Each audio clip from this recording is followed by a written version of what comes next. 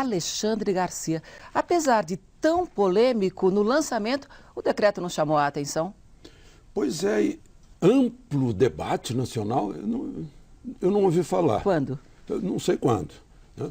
E pensava-se que o tal Programa Nacional de Direitos Humanos só criava atrito com o Ministério da Defesa e os militares, mas agora se percebe que o estrago é mais amplo.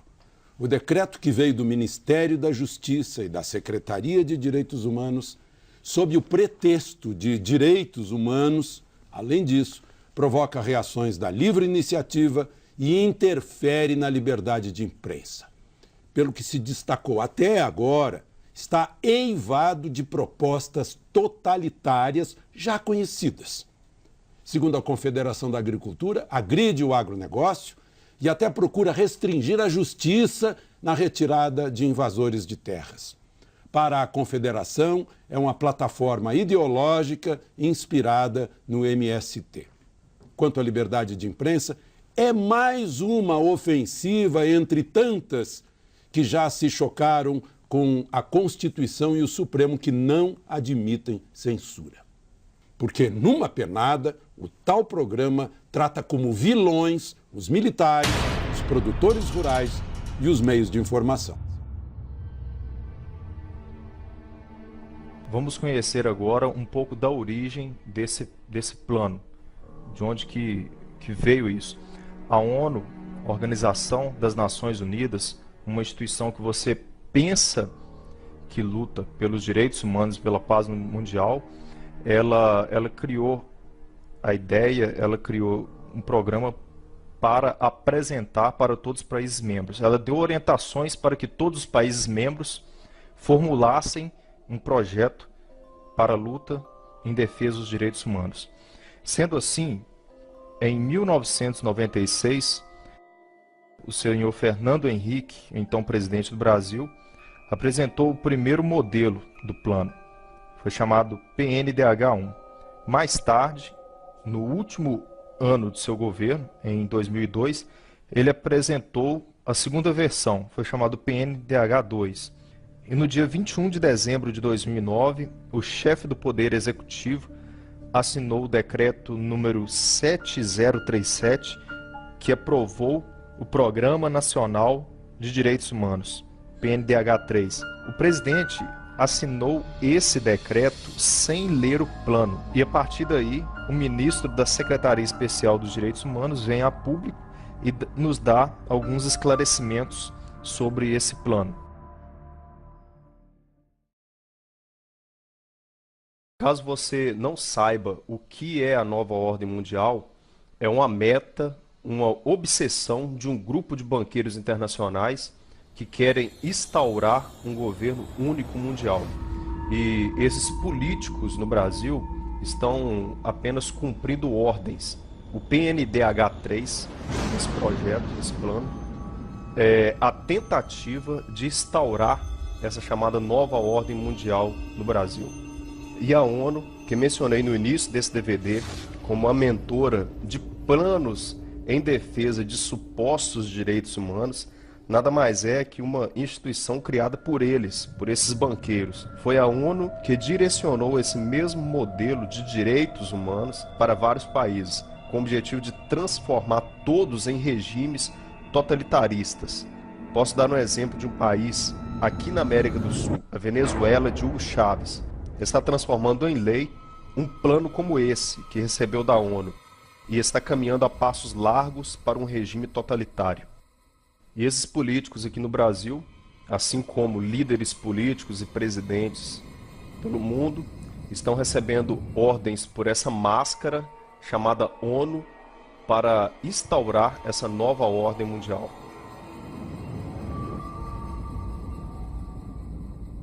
Vamos compreender agora como foi organizado esse plano. O ministro Paulo Vanucci, ele, em seu prefácio, ele afirma que foram realizadas 50 conferências nacionais, realização de 137 encontros para discutir o conteúdo do plano, com participação de 14 mil pessoas. Agora eu faço as minhas críticas a esses dados que nós encontramos aqui no prefácio sobre a organização desse plano pelo senhor Paulo Vanucci aí. 14 mil pessoas, se você compreende um pouco de matemática, representa apenas 0,007% dos 190 milhões de habitantes no Brasil. Então, essas 14 mil pessoas que foram consultadas aí, que foram entrevistadas, que participaram dessas conferências, desses debates, não tem significância representativa na população brasileira. Isso não quer dizer que essas pessoas podem falar pelo total da população. Para que você que está me ouvindo aqui tenha ideia, em São Paulo são necessários 100 mil votos para que um deputado federal seja eleito. Como que 14 mil pessoas apenas podem responder pela população inteira em um plano que vai alterar profundamente a Constituição brasileira? Então isso é desprezível, ainda que a secretaria responsável por esse plano tenha provas que 14 mil pessoas participaram e as 14 mil pessoas foram favoráveis a esse plano, ainda que apresente provas, isso não pode ser levado à frente pelas palavras de um número tão pequeno de pessoas em relação à população brasileira. Por dentro do plano, vamos entender agora, estudar várias de suas diretrizes e entender onde estão concentrados os pontos críticos deste plano. A estrutura do PNDH3 são 6 eixos orientadores, eixo orientador 1, 2, 3, 4, 5, 6 e 25 diretrizes. Dentro desses eixos orientadores estão 521 ações programáticas. Essa é a estrutura do plano. Sendo assim, nós vamos pincelar aqui algumas dessas diretrizes e você vai compreender a malícia que existe por trás disso. Eu estudei todo o plano, suas 224 páginas, e agora vamos pincelar essas 521 ações programáticas aí e vamos ver o que tem de malicioso aí. Venha comigo. No eixo orientador 2, na diretriz 5, o que fala essa diretriz? Regulamentar a taxação de imposto sobre grandes fortunas. Essa proposta é em criar mais um tributo, mais uma carga tributária no Brasil.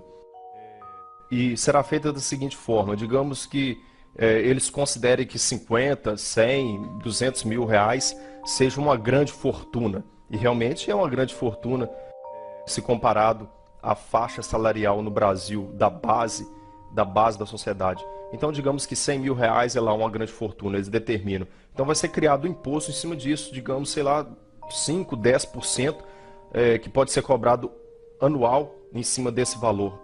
Então, se você construir um patrimônio financeiro que já foi tributado em todas as instâncias para se construir aquele patrimônio e está lá o seu dinheiro na poupança, aí vai ser criado um imposto para tributar novamente em cima desse valor. Essa proposta, não se engane, é exatamente isso que está por trás dessa intenção. A palavra que grande fortuna é apenas para te iludir, para dar a impressão que só os grandes serão tributados. Mas não é essa a verdade que está por trás aqui. Eixo orientador 3, diretriz 8.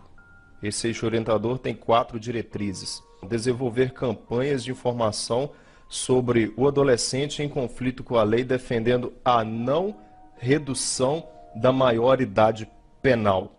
Existe uma grande discussão no Brasil em cima disso, sobre essa não redução da maioridade penal, que a pessoa só pode ser considerada, ser julgada como um criminoso a partir da sua maioridade de 18 anos. E dessa idade abaixo, ele não pode ser julgado, não pode ser condenado como um preso comum. Ele cometendo delito, ele fica internado uma FEBEM, em um centro de recuperação, e quando completar 18 anos ele está livre como se não tivesse feito nada. Existem pessoas que são favoráveis a essa não redução, que querem que permaneça assim, e eu respeito a sua posição. E tem aquelas pessoas que são favoráveis à redução dessa maioridade penal. Mas um adolescente com seus 17 anos e 8 meses cometeu um assassinato, ele não pode ser julgado? Tem que se estudar muito a situação. A proposta aqui, no nosso decreto presidencial, é que não se fale mais disso, que coloque uma pedra em cima do assunto e que não se reduza a maioridade penal. Não podemos colocar uma pedra em cima disso. Isso tem que ser discutido com a sociedade. E volto a repetir, não são essas 14 mil pessoas apenas, se é que elas existem, que vão falar pela sociedade brasileira por inteiro nessa questão. Eixo orientador 3, diretriz 9. Eixo orientador 3, diretriz 9. Dentro dessa diretriz encontramos a ação programática que fala o seguinte: apoiar a aprovação de projeto de lei que descriminaliza o aborto, considerando a autonomia das mulheres para decidir sobre seus próprios corpos. Então, legalizar um assassinato será um direito humano. E não só é essa diretriz que rege sobre essa questão de aborto. Existem outras. Nós vamos analisá-las agora. Eixo orientador 4, diretriz 17. Implementar mecanismo de monitoramento dos serviços de atendimento ao aborto legalmente autorizado, garantindo seu cumprimento e facilidade de acesso. Então encontramos aí mais essa ação programática que trata sobre a legalização do aborto e colocando com uma facilidade de acesso grande no serviço público de saúde. Vamos para a próxima ação. Eixo orientador 3, diretriz 7. Garantir os direitos trabalhistas e previdenciários de profissionais do sexo por meio de regulamentação de sua profissão. Trata-se da legalização da prostituição no Brasil. Ainda no eixo orientador 3. Apoiar o acesso a programas de saúde preventiva e de proteção à saúde para profissionais do sexo. Isso é a legalização da prostituição. Na prática, se uma pessoa quer defender os verdadeiros direitos humanos, nós deveríamos criar meios para tirar essas mulheres dessa situação, dessa vida que está à margem da sociedade, e não incentivar para que elas continuem nessa situação e que outras venham tomar o mesmo caminho. Mas isso não é uma questão, isso é uma parte dessa situação da legalização das profissionais do sexo, da prostituição. Isso será instruído nas escolas como uma nova profissão dentro do Brasil. No próximo eixo orientador você verá isso. Eixo orientador 3, diretriz 9. Realizar campanhas e ações educativas para desconstruir os estereótipos relativos às profissionais do sexo. O que é uma ação educativa? Onde você consegue mais eficiência? Na escola. Então você vai ter lá a sua criança, sua filha, lá no ensino fundamental, a professora ensinando a ela sobre profissões e perguntando para a turma qual profissão cada um vai querer escolher para o futuro. E dentro de um contexto, dentro desse novo contexto, vai ser instruído que a prostituição será uma profissão tanto quanto qualquer uma outra. Então as crianças serão instruídas nisso. Olhe a malícia que está por trás disso. Coloca uma prostituição apenas como um estereótipo. Você não tem que se preocupar com isso, você pode seguir uma carreira sobre isso. E a prostituição infantil? As adolescentes que são aliciadas e empurradas para essa vida. Isso seria o quê? O estágio dessa nova profissão? Então fique atento a isso. Vamos discutir agora o próximo eixo. Aliás, ainda no eixo orientador 3, realizar campanhas e ações educativas para desconstrução de estereótipos relacionados à identidade e orientação sexual. É que as crianças não vão poder serem instruídas, serem educadas, com nada que venha a dar a entender que o menino é um menino e que a menina é uma menina. Isso é a prática de você realizar uma campanha educativa para desconstruir estereótipos de identidade e orientação sexual. O menino ele não pode nada levar ele a pensar que ele é um menino e que menina é uma menina. Isso é só um estereótipo que tem que ser desconstruído na nossa sociedade. E a próxima proposta é ainda pior do que essa. Ainda no eixo orientador 3, reconhecer e incluir nos sistemas de informação dos serviços públicos todas as configurações familiares construídas por lésbicas, gays, bissexuais, travestis, transexuais, com base na desconstrução da heteronormatividade. Apesar da palavra heteronormatividade não existir nos nossos dicionários, eu vou explicar o que ela quer dizer. Hétero, relacionamento entre homem e mulher, entre mulher e homem, entre sexo oposto. Normatividade, uma atividade normal. Então, a proposta diz o seguinte: desconstruir tudo que foi construído sobre o relacionamento normal entre homem e mulher. Isso não vai ser considerado mais uma família e, na pior das hipóteses, não existirá mais direito civil para a união entre um homem e uma mulher. Isso é a ação que o governo quer impor à sociedade brasileira. Desconstruir qualquer tipo de relacionamento, qualquer tipo de lei, qualquer tipo de direito e de dever que existem entre homem e mulher. Vai passar a ter direito, vai passar a ser construído a base da sociedade brasileira.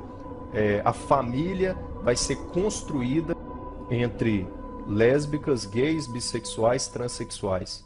Isso que vai ser a base da família. Ainda no eixo orientador 3, apoiar projeto de lei que disponha sobre a união civil entre pessoas do mesmo sexo. E aqui eu entro num ponto importante agora. Ainda no eixo orientador 3, promover ações voltadas à garantia do direito de adoção por casais homoafetivos. Para começar, a palavra casal aqui, ela está mal empregada. A palavra casal quer dizer união entre pessoas de sexo oposto, entre homem e mulher, entre macho e fêmea. Então, é antagônico você falar casal homoafetivo. Não pode se usar essa expressão, dentro da nossa língua portuguesa, pelo menos. Agora eu pergunto aos idealizadores desse plano. A pessoa, o par homoafetivo, ele tem o direito de adotar uma criança, mas alguém já fez algum estudo sobre o impacto psicológico para essa criança que será adotada por esse par homoafetivo? Eixo orientador 4, diretriz 17, a última aqui em vermelho, nos diz assim: propor projeto de lei para institucionalizar a utilização da mediação como ato inicial das demandas de conflitos agrários e urbanos, priorizando a realização de audiência coletiva com os envolvidos. Aqui está a perda de direito de propriedade. Se você tem um imóvel urbano ou rural invadido, você não vai poder mais recorrer ao judiciário. Você e o invasor serão ouvidos pela sociedade civil organizada para resolver esse impasse. Lembrando que essa sociedade civil organizada fará parte de uma comissão que defende essa ideologia. Ainda no eixo orientador 4, diretriz 11, propor alteração do texto constitucional de modo a considerar as polícias militares não mais como forças auxiliares do Exército, mantendo-as apenas como forças reserva, causando aí um desequilíbrio entre policiais militares e Exército. Agora eu chamo sua extrema atenção para um detalhe que está passando desapercebido nesse programa.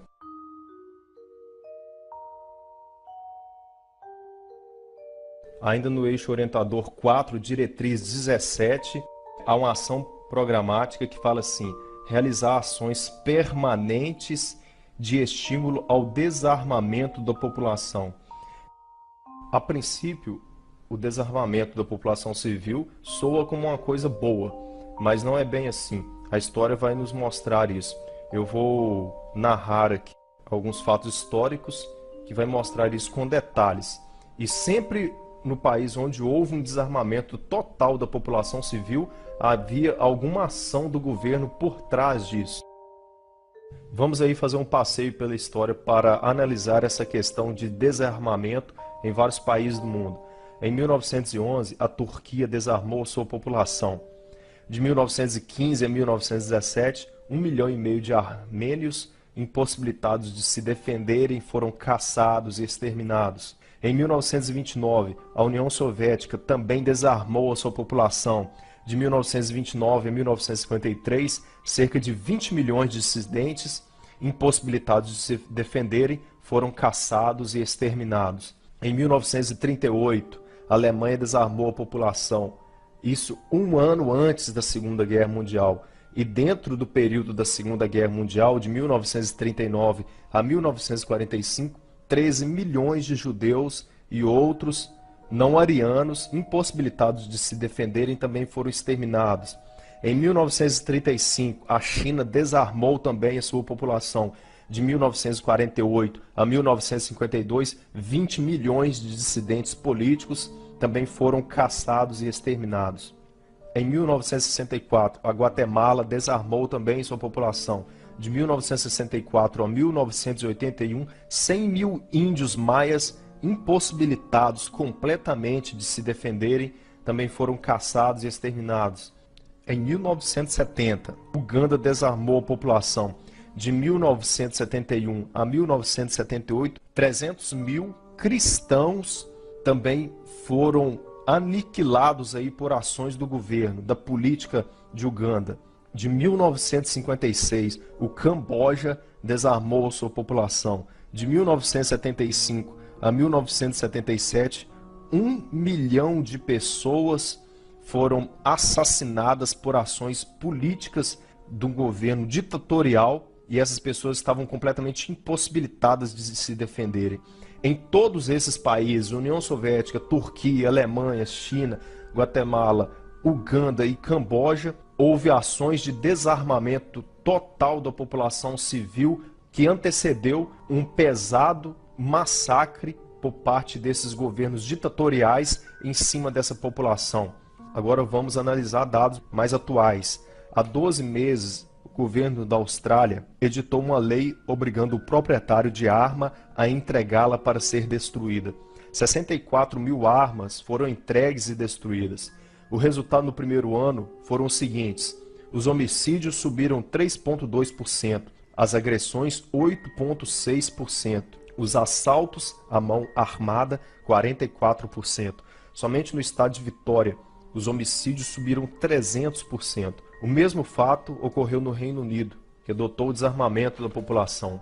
Os crimes à mão armada cresceu 35% logo no primeiro ano após o desarmamento. E os assassinatos com arma de fogo registraram um aumento de 32%. O que estamos notando aqui nesses dois países é que não diminuiu a violência com arma de fogo por causa do desarmamento da população. Foi até o oposto.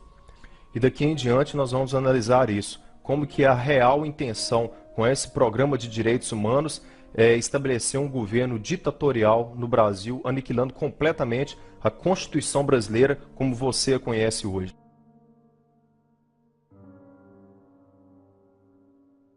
O primeiro passo para transformar uma democracia em um governo ditatorial é calar a boca da imprensa livre. E isso é um ponto fundamental que está aqui no Eixo Orientador 5, Diretriz 22. O Eixo Orientador 5 possui 5 diretrizes.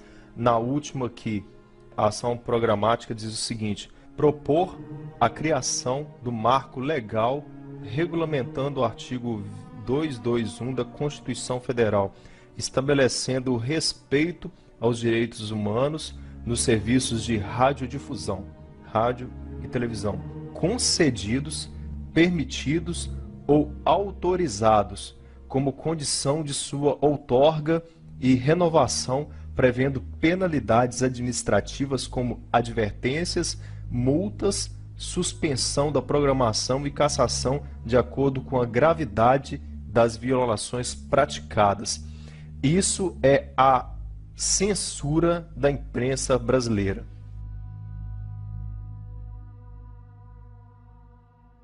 Eu mencionei no início desse DVD que a aprovação do PNDH3 seria a volta à ditadura. Mas, na verdade, é algo muito pior que uma ditadura. É a implantação de um regime totalitarista. É característica desse tipo de regime totalitarista uma lavagem cerebral completa da população, principalmente da população jovem.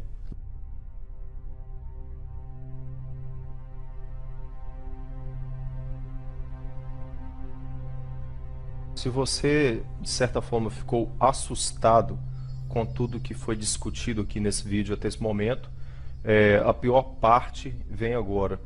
Trata-se de uma revolução cultural que querem implantar com essa política, com essa ideologia. Esse Plano Nacional dos Direitos Humanos, PNDH3, em seu eixo orientador 5, todo marcado em vermelho aqui com suas 5 diretrizes, diretriz 18, 19, 20, 21 e 22, quer implantar literalmente uma revolução cultural no Brasil.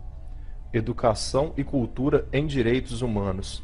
Observe a maldade, a malícia que está por trás desse eixo orientador. Todos os professores serão educados a seguirem rigorosamente esse plano, que eles chamam de direitos humanos. Isso será feito também no ensino fundamental, médio e superior. O detalhe que será criado um curso superior, que será uma graduação em direitos humanos. As crianças, adolescentes e jovens serão instruídas a seguirem rigorosamente o plano. Isso é uma cópia, é o mesmo que fez Mao Tse-tung com a Revolução Cultural imposta à China, que ele implantou uma doutrina ideológica com seu famoso livro vermelho, onde foi varrido do mapa um remanescente cristão e implantado um ateísmo. Assim como fez Mao Tse-tung, o plano que essa raça de ateus querem implantar no nosso país molda todos os jovens a aceitarem o plano e lutarem por ele, lutarem contra todos que se opuserem ao plano. Dentro desse eixo orientador 5 que propõe essa revolução cultural no nosso país, encontra o seguinte: fomentar parcerias com as diretorias públicas de Estado e da União para a defesa jurídica dos defensores de direitos humanos nos processos abertos contra eles. Divulgar em âmbito nacional a atuação dos defensores e militantes desse plano, fomentando cultura de respeito e valorização de seus papéis na sociedade. Difundir o conhecimento sobre esse plano e sobre a legislação pertinente com as publicações em linguagem de forma acessível. Fomentar as redes de canais de denúncia, Disque Denúncia e sua articulação com instituições que defendem esse plano. Afeiçoar o sistema de fiscalização e violação aos defensores desse plano, por meio de aprimoramento do arcabouço de sanções administrativas. Ampliar equipes de fiscalização sobre a violação desse plano, em parceria com a sociedade civil. Isso, meu amigo, que você está ouvindo, é uma implantação de uma ideologia completa. Nós encontramos dentro do eixo orientador 5 algo muito semelhante ao que fez Hitler para implantar o nazismo, a propaganda. Há no eixo 5 a ação que fala o seguinte: incentivar a produção de filmes, vídeos, áudios e similares voltada para a educação em direitos humanos e que construa a história recente do autoritarismo do Brasil, bem como as iniciativas populares de organização e de resistência. A propaganda foi algo de extrema importância para o nazismo, para a implantação do nazismo. Isso é fato na história.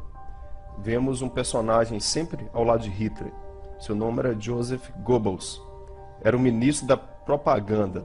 Foi o braço direito de Hitler, aparecendo sempre ao seu lado todo o tempo. Foi o único que Hitler permitia discursar em seu lugar. Outros que usaram também a propaganda e a censura foram Mussolini, na Itália, com a implantação do fascismo, e Stalin, na União Soviética. Esse plano que está aí, ele propõe a quebra do equilíbrio entre os três poderes no Brasil. Ele simplesmente coloca o judiciário e o legislativo e até mesmo o Ministério Público sujeitos todo o tempo ao poder executivo.